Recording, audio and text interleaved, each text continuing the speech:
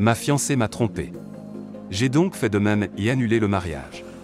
J'ai 27 ans, je suis un homme, et j'étais en couple avec ma petite amie de longue date, Fiona, âgée de 26 ans. Nous sortons ensemble depuis plus de 3 ans et vivons ensemble depuis plus de 2 ans. Les choses se passent généralement bien entre nous.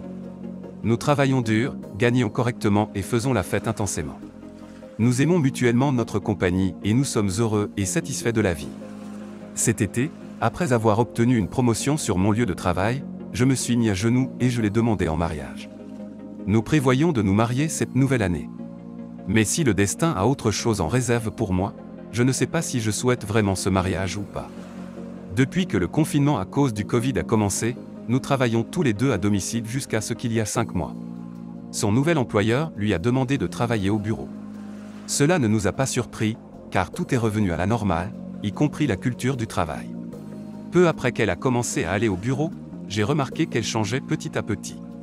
Au départ, je pensais que je réfléchissais trop à son absence alors qu'avant, j'étais habitué à la voir constamment avec moi dans la maison. Nous mangions ensemble, faisions la fête ensemble et sortions ensemble pour faire du jogging ou simplement marcher. Nous faisions presque tout ensemble.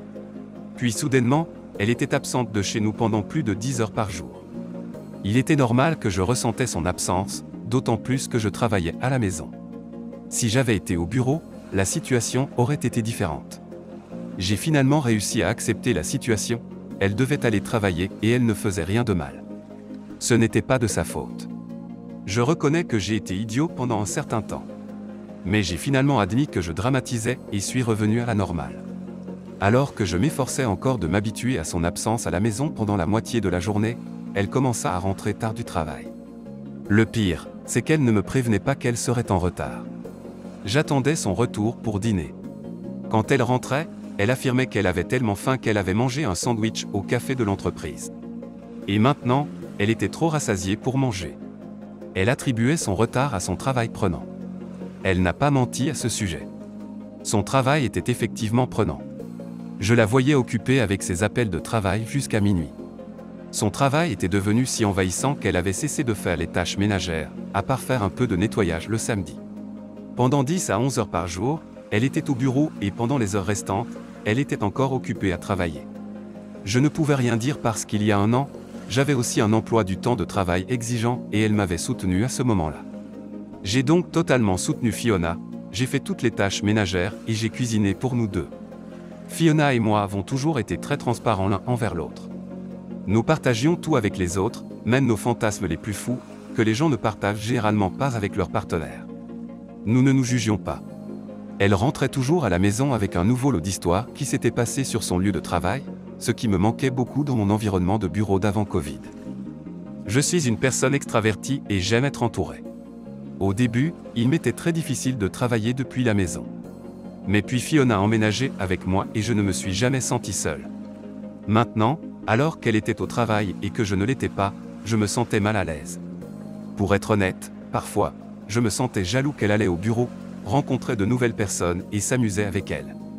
Alors que moi, j'étais simplement coincé à la maison. Plusieurs fois, j'ai voulu changer pour une entreprise qui me permettrait de travailler au bureau. Mais mon entreprise me payait 1,5 fois plus que ce que n'importe quelle entreprise paierait pour mes compétences et mon expérience. De plus, je travaillais et je travaille toujours pour l'une des entreprises les plus reconnues de la région de la Baie. Il serait déraisonnable et stupide de quitter un tel environnement de travail juste pour échapper à la solitude. Un jour, Fiona est rentrée du travail et a exprimé avec enthousiasme que tout le monde sur son lieu de travail était surpris d'apprendre qu'elle se mariait bientôt. Il disait qu'elle allait trop vite et qu'elle devrait explorer un peu plus. Je lui ai demandé si elle ressentait la même chose, à quoi elle a répondu que non, elle était heureuse que notre relation aille de l'avant. Mais quelque part, j'ai eu la sensation qu'elle était influencée par ses collègues et regrettait peut-être de se marier si vite. Ce n'était pas si tôt, mais il leur disait qu'elle avait l'air plus jeune qu'elle ne l'était. Je ne vais pas mentir, je me sentais mal à l'aise qu'elle mentionnait constamment les commentaires de ses collègues sur son jeune âge et qu'elle se mariait trop tôt. Même si je n'aimais pas ça, j'ai accepté la situation. Je l'écoutais avec enthousiasme et je riais avec elle. Je pensais que cela serait temporaire puisque franchement, les amitiés au travail finissent par se dissiper une fois que vous quittez l'entreprise. Fiona changeait assez souvent de travail. Elle changeait d'emploi tous les 2 ans. Donc je ne prenais pas très au sérieux ses amitiés au travail. Elle a commencé à sortir avec ses collègues. Je sais que c'est assez courant pour les collègues de sortir ensemble. Mais pour une raison quelconque, je ne me sentais pas à l'aise avec cela. Je vais vous dire pourquoi. Avant ce travail, quand elle allait à des soirées exclusives, elle m'emmenait avec elle, tout comme moi. J'emmenais Fiona à la plupart des soirées où j'allais avec mes collègues et mes amis.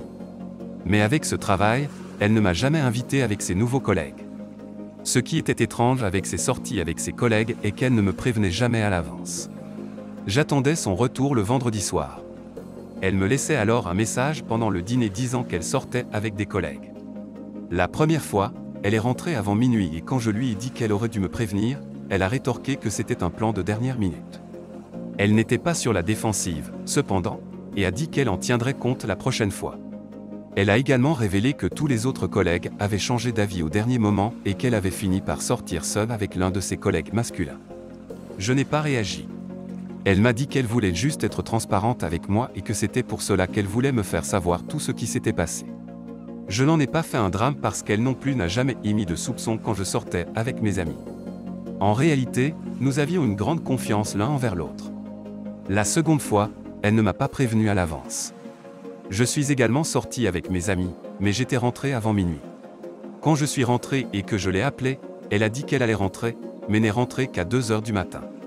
Le bar où elle était allée était seulement à 20 minutes de notre maison. Quand je lui ai demandé pourquoi elle était rentrée si tard, elle a dit qu'elle était allée déposer l'un de ses collègues parce qu'il n'avait pas pris sa voiture. Je ne me sentais pas bien avec cela, mais j'ai laissé tomber après un moment. Puis est venu le troisième incident, qui a été la goutte d'eau pour moi. Elle est de nouveau sortie avec ses collègues. Je n'ai pas réussi à dormir cette nuit-là. Je m'étais préparé mentalement à ce qu'elle rentre à 2 heures du matin. Mais à 2 heures du matin, je reçois un message de sa part disant qu'elle prenait la route pour aller voir le lever du soleil à 80 km de la ville. Je ne peux pas expliquer à quel point j'étais en colère en lisant ce message. Cela ne faisait qu'aggraver mon inquiétude. J'ai essayé de dormir, mais en vain. J'avais l'impression que quelque chose n'allait pas. À 5 heures du matin, j'ai reçu un autre message de sa part disant que la batterie de son téléphone était déchargée et qu'il allait sûrement bientôt s'éteindre.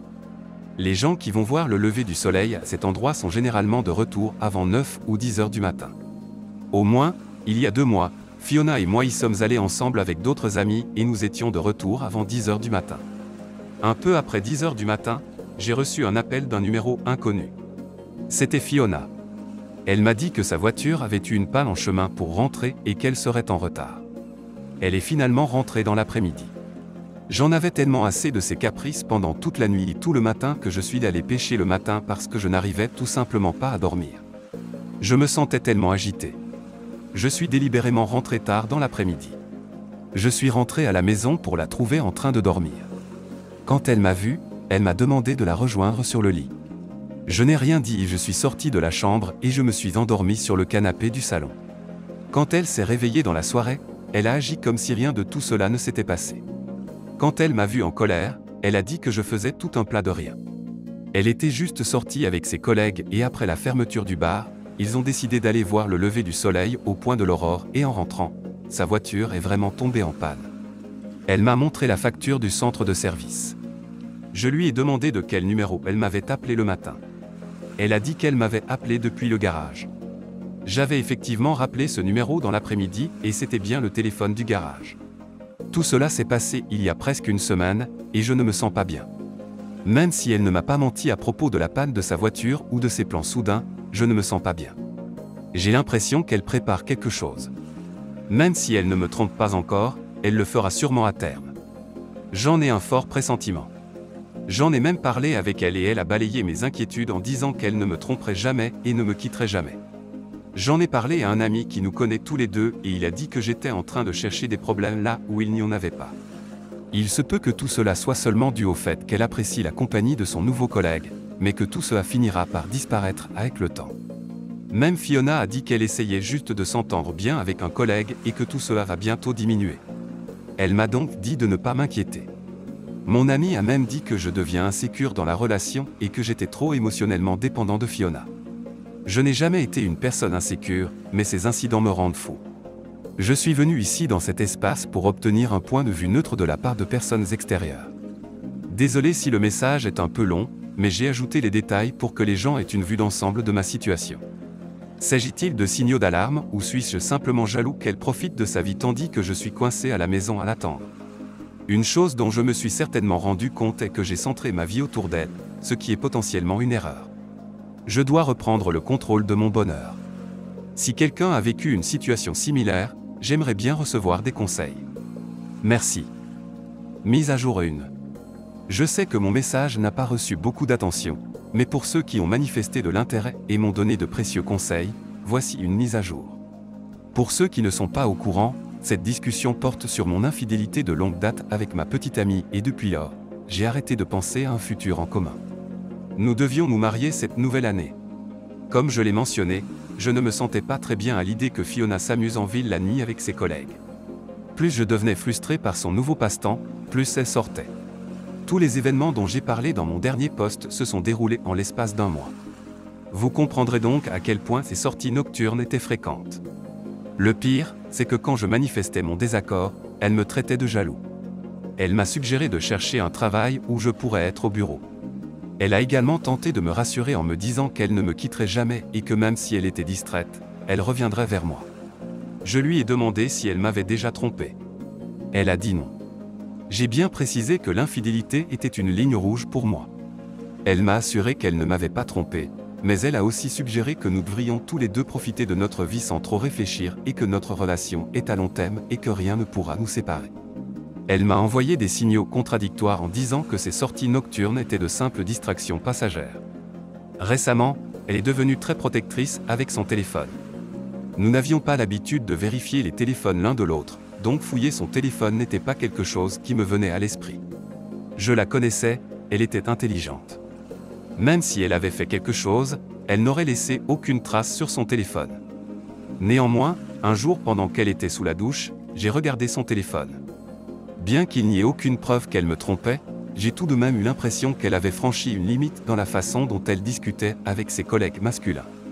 À ce moment-là, j'étais déterminé à mettre fin à notre relation car ces manipulations me fatiguaient. Elle n'a jamais admis ses erreurs et m'a catalogué comme insécure et jaloux. Le problème était qu'elle ne consacrait plus de temps à notre relation, elle préférait faire la fête avec ses collègues. La solution idéale pour résoudre ce problème aurait été de passer plus de temps de qualité ensemble. Mais elle a choisi de me conseiller de passer du temps avec mes amis pour moins la regretter. Cette situation a perduré jusqu'à ce que je prenne une décision. J'ai réalisé que même si elle ne me trompait pas, nous n'étions pas sur la même longueur d'onde. Il semble que nous étions tous les deux désinvestis de cette relation depuis un moment. Mise à jour 2, merci pour tout le soutien dans ma dernière discussion. Elle a attiré assez d'attention. Je voulais fournir une petite mise à jour sur ma vie. J'ai annulé mon mariage le jour de la confrontation et j'ai rendu la bague à Fiona. Elle n'a pas rendu la sienne. Elle a dit qu'elle attendrait que je me calme. Nous étions en plein préparatif de notre mariage quand tout est arrivé. Nous parlions effectivement avec l'organisateur de mariage et visitions le lieu également. Lorsque j'ai annulé le contrat avec l'organisateur de mariage, Fiona m'a appelé et pleurait. Elle a dit qu'elle m'avait pardonné ma tromperie et que je devrais aussi lui pardonner. Je lui ai dit que je ne voulais pas commencer une vie de couple sur la base de la tromperie. Elle a répondu que je pouvais prendre une pause avec elle pendant un moment, puis revenir. J'ai expliqué que j'avais véritablement besoin d'une pause, mais que je n'étais pas sûr de revenir vers elle. Elle a commencé à pleurer et à s'excuser. Elle m'a dit que tout le monde était au courant du mariage et que maintenant je l'annulais. Alors, que dirait-elle à ses parents? Je lui ai dit de dire la vérité. Elle m'a demandé si elle pouvait venir me voir chez moi. J'ai indiqué que j'étais occupé après cela. Elle m'a envoyé quelques messages en me demandant si elle pouvait passer. Je lui ai répondu que j'étais avec Amy et elle a arrêté de m'importuner. Je ne mentais pas. J'ai continué à voir Amy après ma rupture avec Fiona. Amy ne cherchait pas une relation sérieuse et moi non plus, nous nous amusions simplement ensemble. C'est tout. Je pars pour un long séjour en Alaska. J'espère que cela m'aidera à tourner la page sur mon passé. Je repense encore à mes bons moments avec Fiona et me demande où cela a mal tourné. Je ne sais pas à qui était la faute. Certains de mes amis disent que j'aurais pu sauver la relation en lui donnant une chance. Je ne suis pas arrogant. Mais quel était l'intérêt d'avoir cette relation où je me sentais étouffé tous les jours, même avant qu'elle me trompe? Elle exacerbait la situation à la maison. Elle ignorait nos problèmes et n'avait jamais essayé de les résoudre. N'importe quelle relation nécessite l'implication de deux personnes pour la maintenir. Mais dans mon cas, j'avais l'impression que je la maintenais seule depuis de nombreux mois. Dieu merci, j'ai repéré les signes d'alerte juste au bon moment avant qu'il ne soit trop tard. J'espère sortir de cette situation plus fort. Probablement, je ferai la prochaine mise à jour sur mon voyage en Alaska. Merci d'avoir été là pour moi. Fin du post. Il semble que nous nagions en pleine nos troubles. Quand notre instinct nous crie que quelque chose ne va pas, doit-on le faire taire en l'absence de preuves concrètes d'infidélité? Cela justifie-t-il l'abandon du projet de mariage et la tromperie, avérée, de l'auteur? Dites-nous ce que vous pensez de cette situation. Merci de nous avoir rejoints aujourd'hui sur Histoire sans filtre. N'oubliez pas d'aimer, de vous abonner et d'activer la notification. Prenez soin de vous.